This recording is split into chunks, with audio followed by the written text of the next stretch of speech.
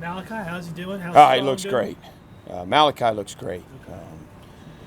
I don't know if it's fresh legs, but coming off an injury, and he looks really good. So, we're going to take it another day or two, but I think he looks good. You know, I don't want to speak for the trainers, without hearing the report after practice today, but in my opinion, he looked good. Strong is he? I don't know. He's a long shot at this point. We're going to take. I mean, that's an important one, and he's a vet. He can play without a bunch of practice. But that's a long shot. No Dorian Armani looked like he was in blue today. He's going to be okay. Okay. Is Yeah, that we're still just a stressful situation as a head coach to be? You get pretty young at corner. Oh yeah. Too far down But the honestly, you fret it for a minute, and then you go, okay, let's get these opportunities for these other guys. And it's exciting to watch Devin and Cam and Mansour. I'm not saying that you don't want to line up with Dorian, you do, but Armani's in blue because we wanted to protect him today. He didn't necessarily have to be, but we didn't want to risk, somebody running into him, banging into him too aggressively, and all of a sudden it re-aggravates his injury. So I remember you mentioning a similar thing with Holston when he was out, and you got some of the young running backs. This is kind of a similar situation where Armani's in blue and he's no contact, but you can get a ton of those young guys, so really live action reps. Yeah, they got a bunch of reps the last 2 days, and it's good. I mean, that's the silver lining in it.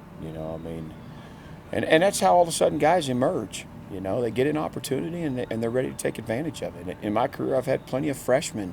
When their number got called, they came through. Had a linebacker, Jason Kaminda at Penn State. He was fourth team in camp. He did every walkthrough just like the first and second team, back behind.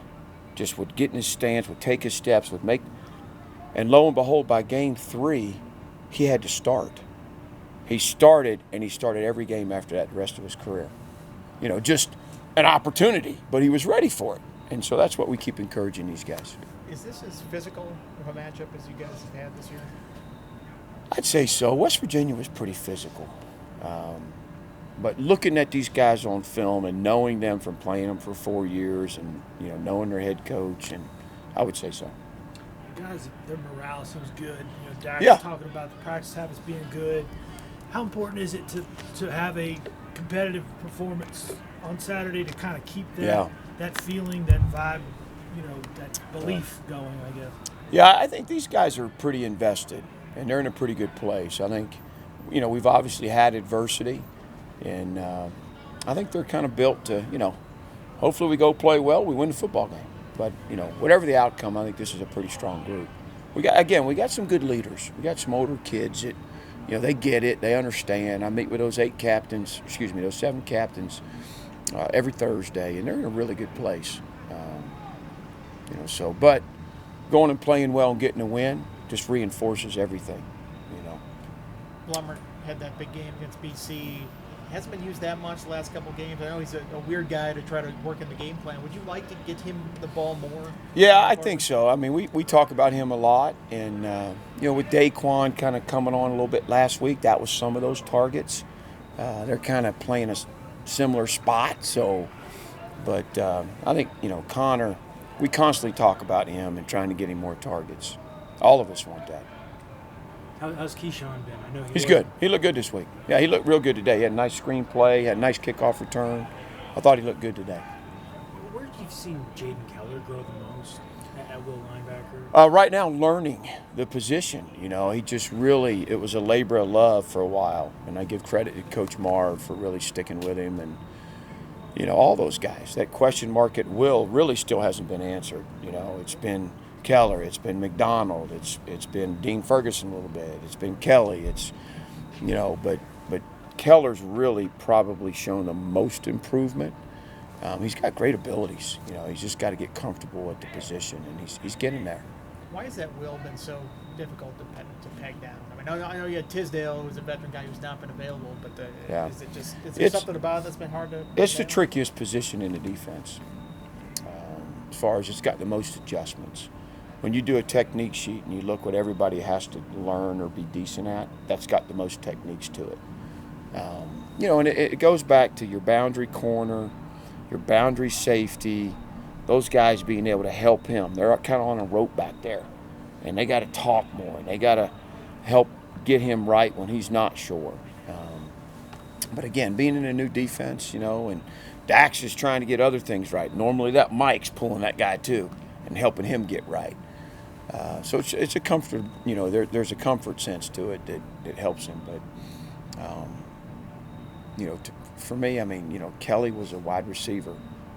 Played wide receiver and defensive end in high school. It's new to him, reading keys and, being at that level. McDonald, really hadn't been a linebacker.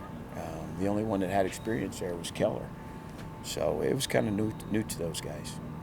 Is there a day of the week that's most, I know they're all important, but other than Saturday, like that as a coach, like I need to see something on this day or else I'll feel kind of bad about. No, like tomorrow is a no sweat Thursday, and man, it's as important as anything we do.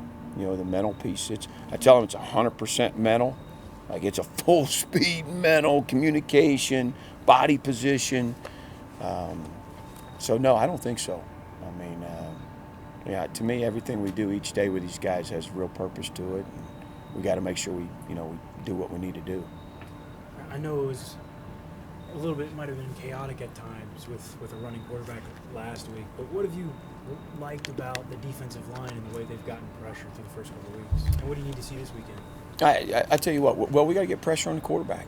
I think the D line as a whole and Coach Price were disappointed last week.